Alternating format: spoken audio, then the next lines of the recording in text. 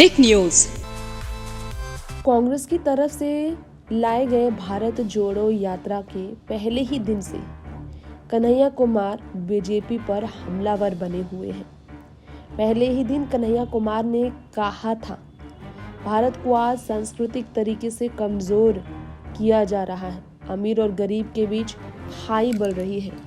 BJP की जो दो करीबी मित्र हैं, उनका लाखों करोड़ों का टैक्स माफ किया जा रहा है, बल्कि जो आम जनता है उसको दूध, दही और मक्खन पर भी टैक्स देना पड़ रहा है। भारतीय जनता पार्टी ने हिंदुस्तान की अर्थव्यवस्था की कमर तोड़ दी है। सवालिया निशान बीजेपी पर, केंद्रीय मंत्रियों पर, केंद्र सरकार पर खड़ी करते हुए मोदी जी और अमित शाह को ललकारने वाले कन्हैया ने एक बार फिर से जंग छेड़ी है। जंग के मैदान पर भारत जोड़ो यात्रा के तहत कन्हैया कुमार ने फिर से बीजेपी को घेरा। दरअसल राहुल गांधी के जिस कंटेनर को लेकर बीजेपी ने हमला बोला था, उसी कंटेनर को लेकर बात करते हुए कन्हैया कुमार ने डीजल की बात निकाली और डीजल के दाम को लेकर बीजेपी को घेरा।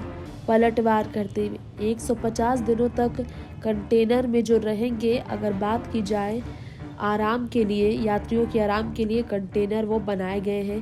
3570 किलोमीटर की यात्रा होगी। तो बीजेपी ने राहुल गांधी की कंटेनर पर अत्याधुनिक सुविधाओं को लेकर सवाल किए, जिसका जवाब कन्हैया ने गांधी परिवार की तरफ से, कांग्रेस पार्टी की तरफ से दिए हैं।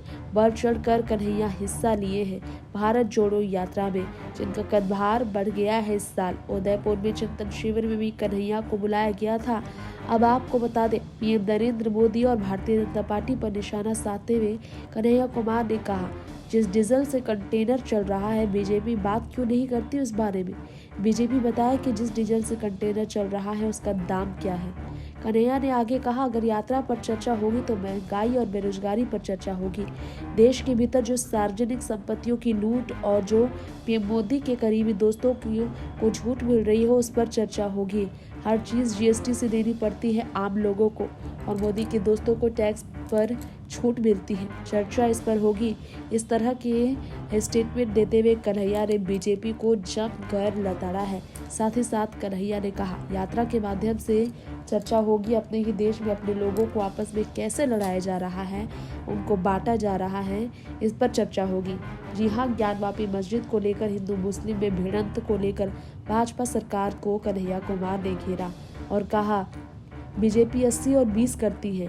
पीएम मोदी शमशान और कब्रिस्तान की बात करते हैं, लेकिन कम से कम देश की जनता को पता तो चलेगा भारत जोड़ो यात्रा से कि उनके हक और अधिकार के लिए हम सड़कों पर उतर आए हैं। इस तरह से भाषा, ग्रंथों, पुराणों, परंपराओं और संस्कृति समेत भारत की पूरी विविधता को एकता के बंधन में पिरोना भारत जोड़ो यात्रा का मतलब है, ये कहना है कन्हैया कुमार का।